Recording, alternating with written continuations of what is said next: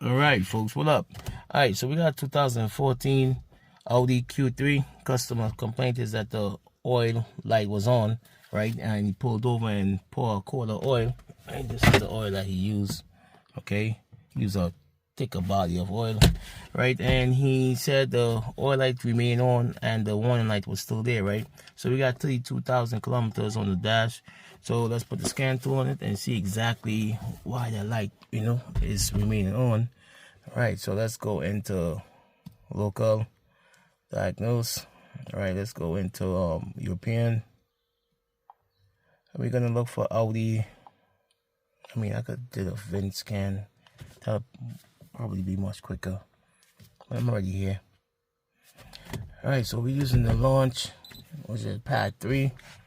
So let's see if we could get in and see, anything. I mean, some kind of direction and see why the light is remaining on. Right now, the light is off because he poured, I believe, as I said, the quart, but he needed to top up a little bit more. So let's do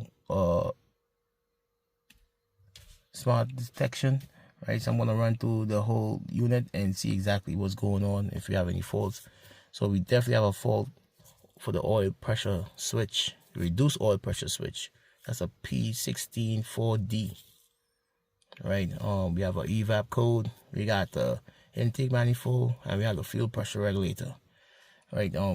But we're gonna address the one that he came for, which is the P164D. Is it that this code came up because the oil was low, right? This customer did mention that he has been losing oil.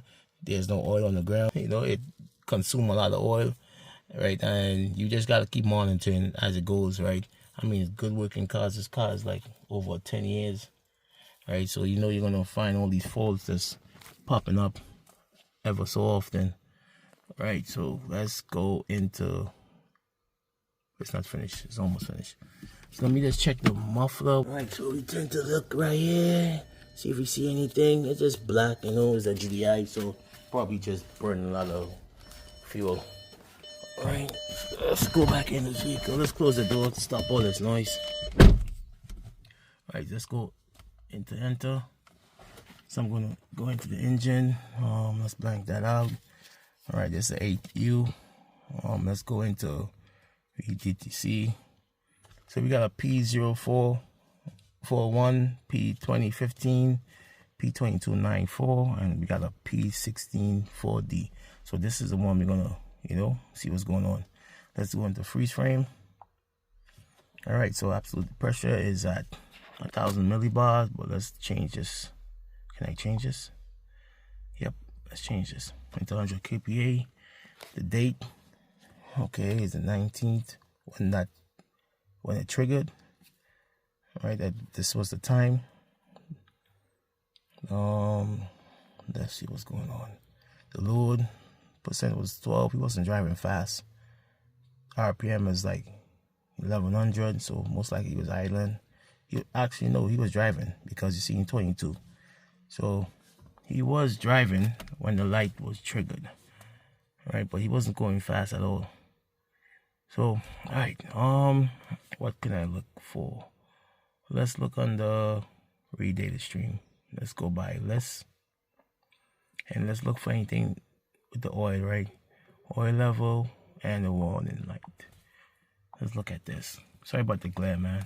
So right now the oil level is 83 millimeters and the threshold is 51. So I would think that you would like to see the oil level just above the threshold. So I'm probably guessing it's going to be around 60, 55, 60 millimeters. All right, so this is a TFS.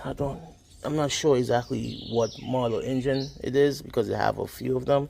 All right, so let's take a look and see how much oil he have in here. Yeah, he got oil. So right now we got the oil filter right here, and on the housing we got the two sensors, right? We got the pressure sensor, which is the one at the bottom, and we got the oil reduce sensor, which is this one. It's not really sensors, it's not sensors, it's switches. All right, so we gotta check them out, make sure that we gain power and ground going to them, and then if anything we just replace it, right? So let's start it up. All right, the vehicle start right up. It detect that the voltage is below, so you gotta change that battery. And we're gonna take a look at the oil level and see if it drops. Alright, so you see that the oil level is moving and the warning threshold is also moving. Okay, so I don't want it to get too hot, but right now I'm reading 64 millimeters over the threshold, which is 51. So that's letting me know that my oil pressure, not my oil pressure, my oil light shouldn't be on, and it isn't. Yeah, so the lower blue switch is for the oil pressure. It has a black single wire connected to it, while the brown switch is for the reduced oil pressure, right? And it has a black and green wire, and both switches are connected to the housing. So basically the power is coming from the control module while it's being grounded. So let's do some checks, make sure that we're getting power to this unit right here. So I'm gonna put my multimeter on, DC volts. Okay, so it's a single pin, so let's put the key on and see exactly how much voltage that we gain from that unit. All right, it's on the block, so that means we'll definitely have a ground. So I'm expecting to see at least 12 volts from that unit, which I am. So I'm seeing 12 volts on this one. All right, let's see what's going on the next one. Okay, so let's put it in right here. I'm expecting to see the same 12 volts. Well, we're seeing 11 volts because the battery is low on this unit. All right, so I'm seeing 11 volts. Okay, so we're gonna use a 24 millimeter depth socket to remove these switches. Right, it's not really hard, man. I just gotta put a little force on it. Kind of difficult to do that while holding the camera. Right, so let's take that off. Right, I'm gonna break both of them. Okay, and once that is off, going to inspect them, see if the strainer or the filter, whatever it is, if it's clogged. Right, most likely I'm gonna hook up my oil pressure sensor. I mean, not sensor, gauge, to see exactly what's going on. I'm trying to keep this as low tech as possible, but you never know how it will go with me, right? So yeah, this is the culprit right here. So this one is brown jack.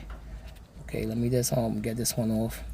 Right, just got a rag there so it don't make a mess with the oil, right? Because the vehicle was running, right? And this one is a blue jack, right? So they definitely have a difference, right? As I said, one measure the pressure, and the next one measure the switch, the reduced pressure in the system, right? Or reduced level then. So you gotta make sure you don't mix them up, right? Just check the oil pressure from this setup, right? I just got this screwed in here.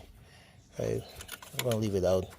Right, so it's gonna, complain for the units, but I got the oil pressure switch out. Right, this is the one with the filter on it.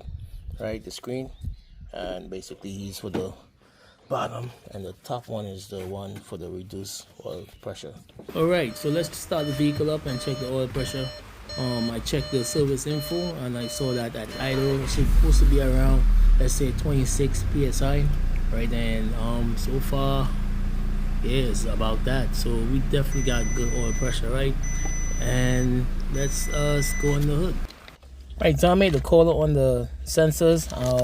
I spoke to the customer and he said go ahead and replace both of them, right? And this one is the reduced pressure switch, right? I got the OEM, not aftermarket, right? This one doesn't have the just have a hole, and this one is the oil pressure sensor, right? So we're gonna take the old ones off and install these. Okay, so let me take this off. I'm gonna do this one first. Right, just give me a minute. Kind of trying to do this with one hand, and this is definitely slippery, and I got it off. All right, so this is the oil pressure sensor. It don't have the filter. I wonder why. It look like they probably change it. I'm not sure exactly why, but yeah, this is the oil pressure sensor. We're gonna put this one in first, and once we get that one, and I'm not gonna over tighten it, you just gotta snug it. You have a crush washer on it, so you don't have to, I mean, yes, you could go and get the torque specs and all that good stuff, but I'm not gonna go through all that. I'm just gonna pull on it, and that's supposed to be good right there. All right, so let's put in the next sensor or switch. Right, this is the reduced oil pressure one. Right, and plus what I'm gonna do next, I'm just gonna hook up my scope. You know me, man, I love the scope, so every chance I get the scope, I'm gonna do it. So let's hook up the scope on this sensor, on both of them actually, and let's take a look and see exactly what the ECM sees when they operating. So let's start the vehicle up and see exactly what the ECU see at that sensor, right?